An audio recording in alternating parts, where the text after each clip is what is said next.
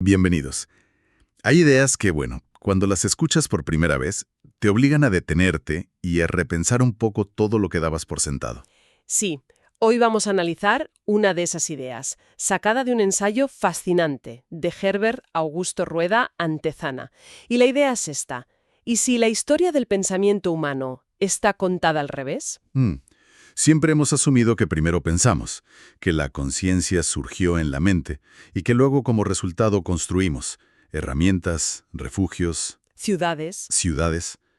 Pero, ¿y si no fue así? ¿Y si fue al contrario? Exacto. Y si fue el acto físico de construir, lo que ladrillo a ladrillo, tallado a tallado, fue dando forma a nuestra capacidad de pensar. Es una premisa que le da la vuelta a todo, vamos. La propuesta no es que la arquitectura sea un reflejo de nuestro pensamiento, que también, sino que es el andamio sobre el que se construyó el pensamiento complejo. La tesis central del ensayo es esa, y es muy provocadora. No construimos porque pensamos, sino que pensamos porque construimos, justo. Y eso es lo que vamos a explorar hoy. Vamos a hacer un recorrido a través de 5 grandes etapas de la humanidad, usando este ensayo como mapa. Ujú. No para ver la historia de los edificios, sino para intentar descifrar cómo cada estructura, desde una simple cuenta de collar hasta un templo colosal, fue en realidad un paso en la construcción de nuestra propia mente. Y es una perspectiva muy potente. Significa que cada muro, cada espacio que definimos, es como una huella fosilizada de una nueva capacidad mental que estábamos adquiriendo. Claro, el objetivo es ese, entender la arquitectura no como una consecuencia de la civilización, sino como su motor silencioso, la fuerza que nos empujó a ser quienes somos. Pues empecemos por el principio de todo, por los primeros parpadeos de la mente simbólica. El ensayo nos lleva a la cueva de Blombos, en Sudáfrica. Un lugar increíble. Allí se encontraron cosas que, honestamente, rompen los esquemas. Un trozo de ocre con grabados geométricos como una especie de hashtag prehistórico, de hace 73.000 años. ¿Sí? Y aún más increíble, cuentas hechas con conchas perforadas a propósito, de hace 75.000 años. Mi primera pregunta es, ¿qué importancia tiene encontrar un collar viejo? Pues la importancia es total, porque esos objetos no sirven para nada práctico. No puedes cazar con ellos, no puedes cortar nada. Su única función es simbólica. Claro, son la primera prueba material que tenemos de un salto mental extraordinario, la capacidad de tomar un objeto del mundo real, una concha, y asignarle un significado abstracto que solo existe en la mente de un grupo. O sea que esa concha ya no es una concha. Exacto. Es una declaración. Significa pertenezco a este clan, o tengo este estatus, o simplemente yo existo como individuo. Es el nacimiento del yo y del nosotros. Es decir, que antes de construir un refugio ya estábamos construyendo nuestra identidad social con estos pequeños objetos. Y el ensayo lo conecta también con la tecnología de la época. Ujú. Menciona la técnica lítica Levallois.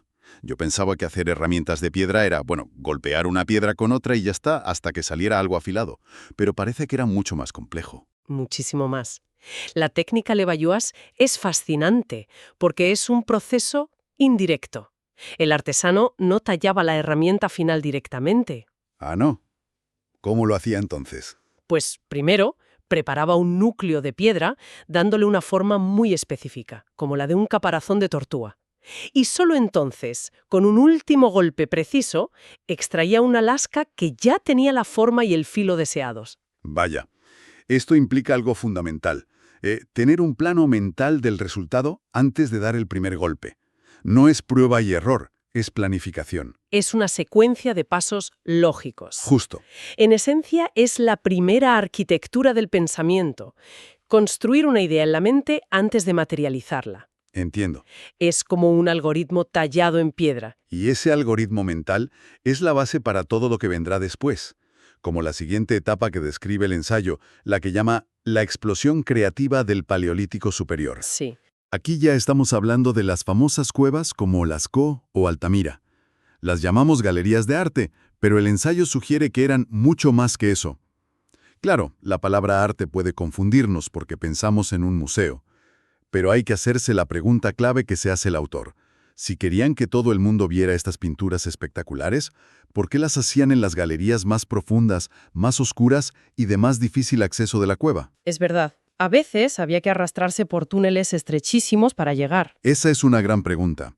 Intuitivamente, si haces una obra maestra, la pones en la entrada, para que todos la admiren, no en el sótano. Exacto. Y la respuesta es que no eran para ser admiradas, eran para ser experimentadas.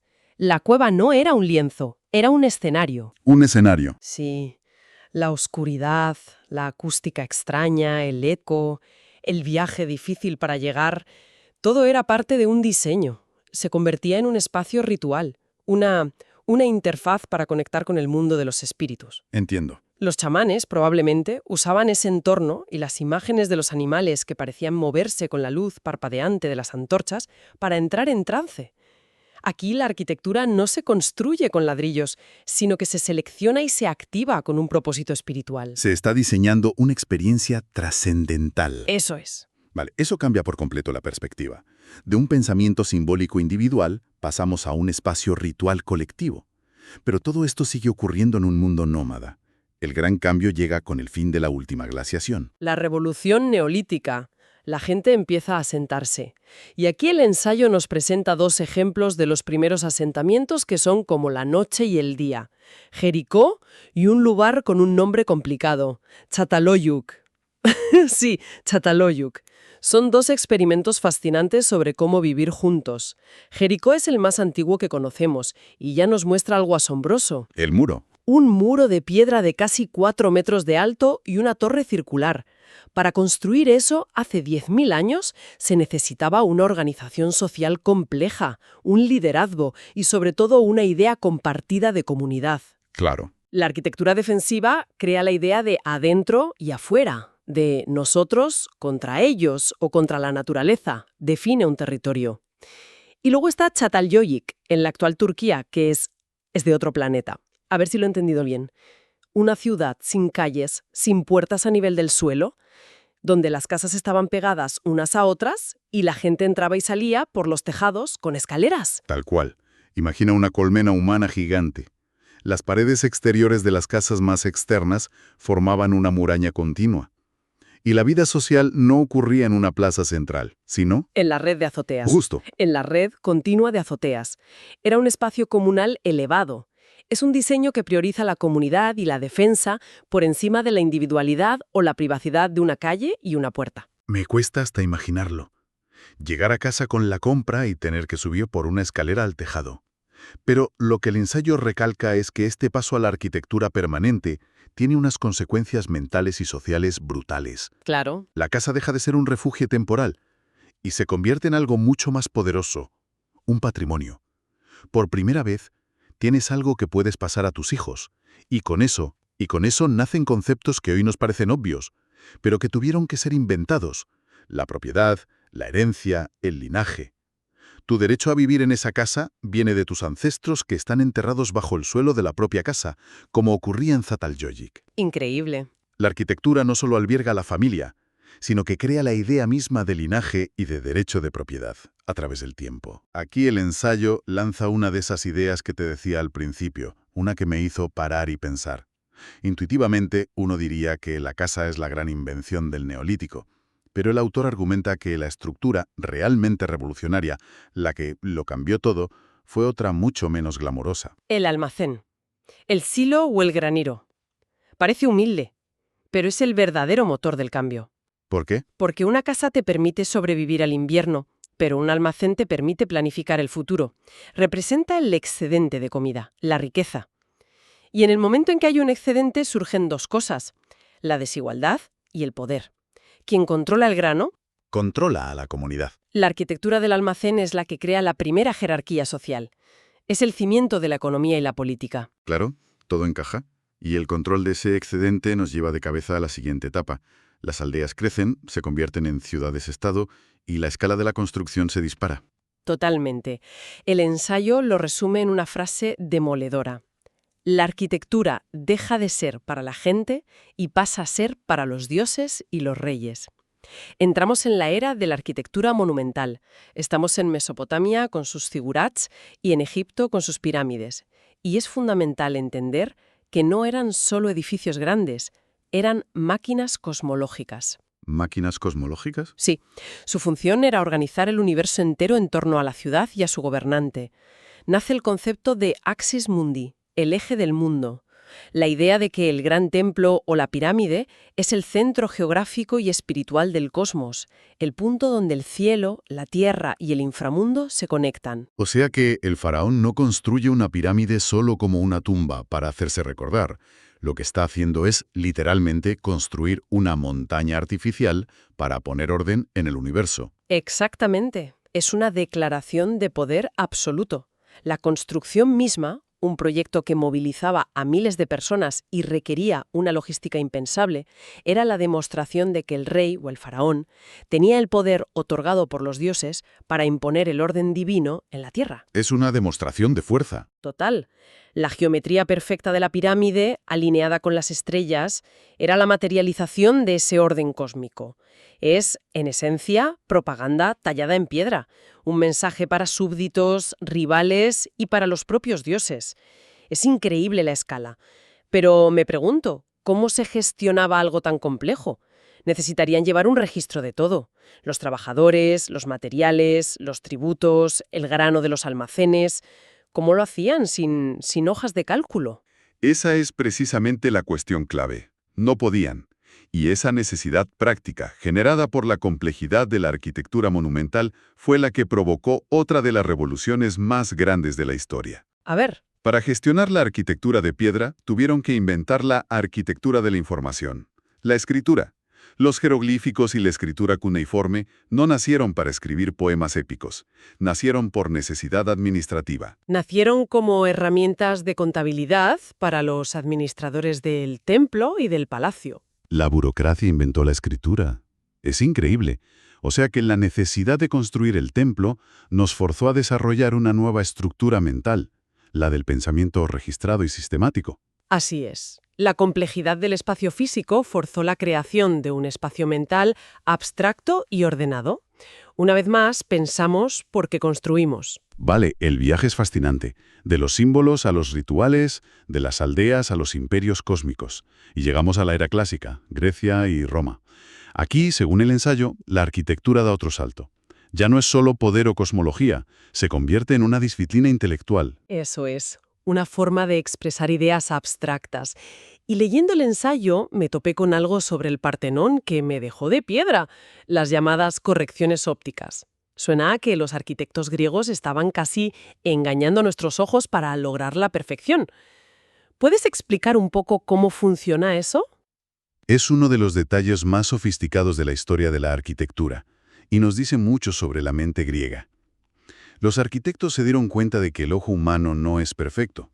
Una línea recta y larga, como la base de un templo, tiende a percibirse como si estuviera ligeramente hundida en el centro. Una ilusión óptica. Una ilusión óptica, exacto. Para contrarrestarla, hicieron que la base, el estilóbato, fuera sutilmente curva, convexa. Lo mismo con las columnas. Si fueran perfectamente rectas, parecerían más estrechas por el centro. Así que les dieron un ligero ensanchamiento, llamado énfasis. Espera. ¿Me estás diciendo que para que nosotros lo veamos perfectamente recto, ellos tuvieron que construirlo deliberadamente curvo? Justo eso. Eso es una locura. ¿Por qué tomarse tantas molestias? Porque para ellos, el objetivo no era solo construir un templo funcional, era materializar en mármol un ideal filosófico, el logos, la razón, la lógica, el orden, la armonía. Entiendo. Buscaban una perfección ideal, una verdad geométrica que trascendiera la simple percepción. El Partenón no es un edificio, es un argumento filosófico. Es la prueba de que la mente humana puede comprender el orden racional del cosmos y replicarlo en la Tierra a través de las matemáticas. Es la filosofía de Platón hecha edificio. Vale, si Grecia es la razón y la filosofía hechas piedra, ¿qué es Roma? Cuando pensamos en Roma pensamos en algo mucho más masivo, más práctico. Exacto. Si Grecia es filosofía, Roma es ley e ingeniería. La arquitectura romana es la materialización del poder y la administración de un imperio global. El ejemplo perfecto es el Panteón. El Panteón de Agripa. Su cúpula de hormigón, con ese óculo abierto al cielo, sigue siendo una de las proezas de ingeniería más asombrosas de la historia.